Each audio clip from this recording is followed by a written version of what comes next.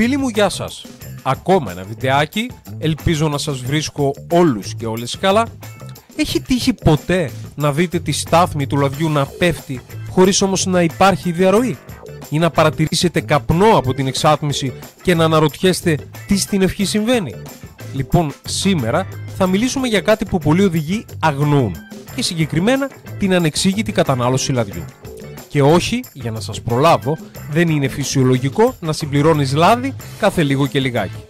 Σε αυτό λοιπόν το βίντεο θα μιλήσουμε όχι για έναν, ούτε για δύο, αλλά για 10 πιθανούς λόγους για τους οποίους ένας κινητήρας καταναλώνει λάδι, από πολύ απλά μέχρι και σοβαρά προβλήματα. Θα τα δούμε όλα ένα προς ένα, απλά και κατανοητά, για να ξέρεις και εσύ τι να προσέξεις και πότε πρέπει να ανησυχήσεις. Οπότε πάμε να ξεκινήσουμε. Πρώτον, η φθαρμένη δακτύλη εμβόλου. Οι δακτύλοι εμβόλου, τα γνωστά μας πιστόνια δηλαδή, σφραγίζουν το διάκαινο ανάμεσα στο έμβολο και τον κύλινδρο. Όταν αυτά φθαρούν, επιτρέπουν στο λάδι να περάσει στο θάλαμο καύσης, όπου και καίγεται. Αν δεις οπότε μπλε καπνό από την εξάτμιση, ειδικά στο ξεκίνημα ή στο ρελαντί, πιθανότατα βρίσκεσαι εδώ. Δεύτερον, φθαρμένες τσιμούχες βαλβίδων. Οι τσιμούχες αυτές κρατούν το λάδι μακριά από το θάλαμο καύσης στις βαλβίδες. Αν λοιπόν χαλάσουν, το λάδι περνάει μέσα, καίγεται και συνήθως αφήνει μπλε καπνό στην εκκίνηση ή μετά από παρατεταμένο ρελαντί. Τρίτον, βλάβη στη βαλβίδα ανακύκλωση, το λεγόμενο PSV. Η βαλβίδα λοιπόν PSV ρυθμίζει την πίεση μέσα στο στροφαλοθάλαμο. Όταν κολλήσει ή χαλάσει, προκαλεί αυξημένη πίεση, οθώντας λάδι να περάσει εκεί που δεν πρέπει, είτε στο θάλαμο καύσης είτε σε σημεία διαρροής. Τέταρτον, εξωτερικές διαρροές λαδιού. Αν δεις λάδι κάτω από το αυτοκίνητο ή πάνω στον κινητήρα, ίσως έχεις πρόβλημα με φλάτζες ή τσιμούχες. Είναι από τα πιο συχνά φαινόμενα και συνήθως εύκολα αντιμετωπίσιμα αν το προλάβεις νωρίς. Πέμπτον, φθορά λόγω ηλικίας του κινητήρα. Όσο ένας κινητήρας παλιώνει, όπως είναι λογικό, φθύρονται τα εσωτερικά του μέρη. Τα κενά μεγαλώνουν, η καύση γίνεται λιγότερο αποδοτική και το λάδι αρχίζει να καταναλώνεται περισσότερο.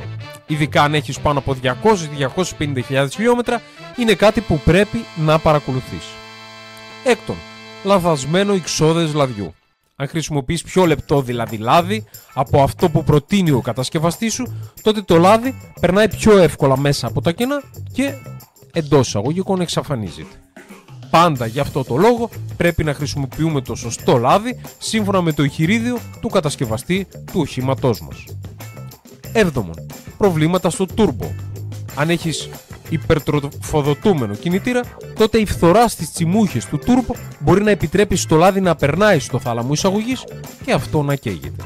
Αν δεις καπνό κατά την επιτάχυνση, τότε καλό είναι να το ελέγξεις. Όγδον, κακής ποιότητας καύσιμο ή πρόσθετα. Φθηνά ή νοθευμένα καύσιμα, αλλά και λάθος πρόσθετα μπορούν να διαβρώσουν τσιμούχες και φλάτζες ή και να προκαλέσουν εναποθέσεις άνθρακα που επηρεάζουν την καύση αλλά και την κατανάλωση του λαδιού. Ένατον, βρώμικο ή φθαρμένο φίλτρο αέρα. Αν το φίλτρο αέρα δεν κάνει σωστά τη δουλειά του ή αν κάνει διαρροή στο σύστημα εισαγωγής, τότε η σκόνη και η ρήπη περνούν στον κινητήρα. Το αποτέλεσμα είναι να προκαλούνται φθορές σε δακτυλίους και κυλίνδρους και κάπως έτσι ξεκινάει η κατανάλωση του λαδιού.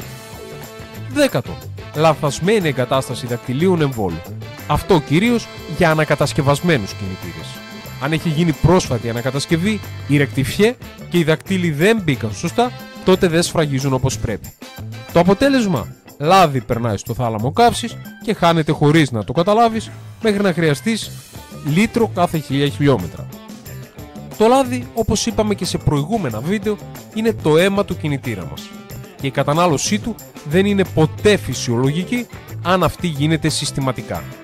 Μπορεί να μην το καταλάβεις από την αρχή, αλλά όσο το αγνοείς, τόσο πλησιάζεις σε κάτι πολύ πιο σοβαρό, από απλή φθορά μέχρι και την πλήρη καταστροφή του κινητήρα σου.